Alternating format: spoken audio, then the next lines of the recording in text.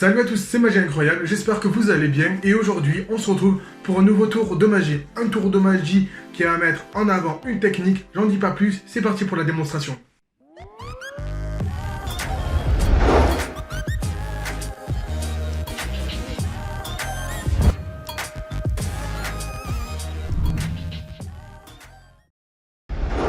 Donc pour la démonstration, on va demander à un spectateur de mélanger le paquet de cartes. Mais vu que je suis tout seul, je vais le faire moi-même.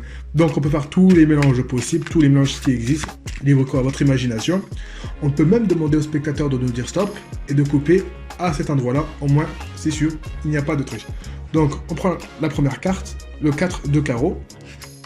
On la prend et on demande au spectateur de nous dire stop quand il le souhaite. Admettons ici, on place bien la carte, elle est bien au milieu et on la glisse. Donc une fois cela fait, on redemande au spectateur de nous dire stop quand il le souhaite. Admettons ici, et vraiment quand il le souhaite. Et là, on va prendre où il nous a dit stop. Et là, comme par magie, c'est la carte du début. Allez, on se retrouve pour les explications. Donc pour les explications, il faudra connaître une petite technique appelée en magie la levée double ou appelée par certains magiciens la LD. Donc ça consiste à quoi? Ça consiste en fait tout simplement à prendre deux cartes et à faire croire au spectateur d'en prendre qu'une seule. Donc par exemple ici, la première carte c'est le 3 de carreau et la deuxième carte c'est le 2 de carreau. Donc si je réalise ma levée double, c'est le 2 de carreau que le spectateur va croire qui est au-dessus du paquet, alors que non, c'est le 3 de carreau. Vous avez compris? C'est-à-dire que lorsque je vais retourner les deux cartes, en fait c'est le 3 de carreau que je vais perdre au milieu et non le 2 de carreau. Donc le 3 de carreau on le met là, pensant que le spectateur lui va croire que c'est le 2 de carreau, alors que c'est le 3 de carreau.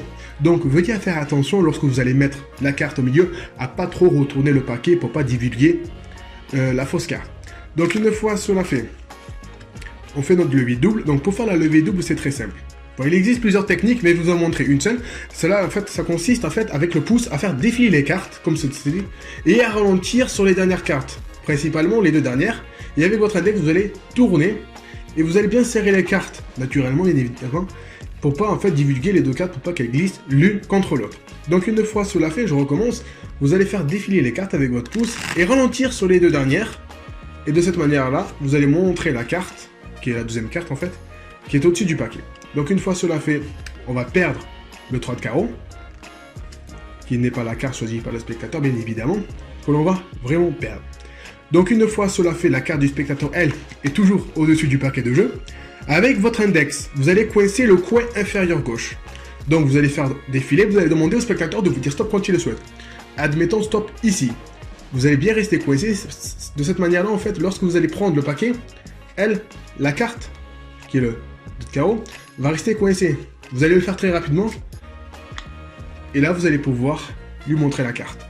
Donc je recommence. Donc c'est une technique à apprendre qu'il faut faire très rapidement pour pas éveiller les soupçons. Donc votre index va venir coincer le coin inférieur gauche et vous allez défiler. Vous allez demander au spectateur de dire stop où il le souhaite.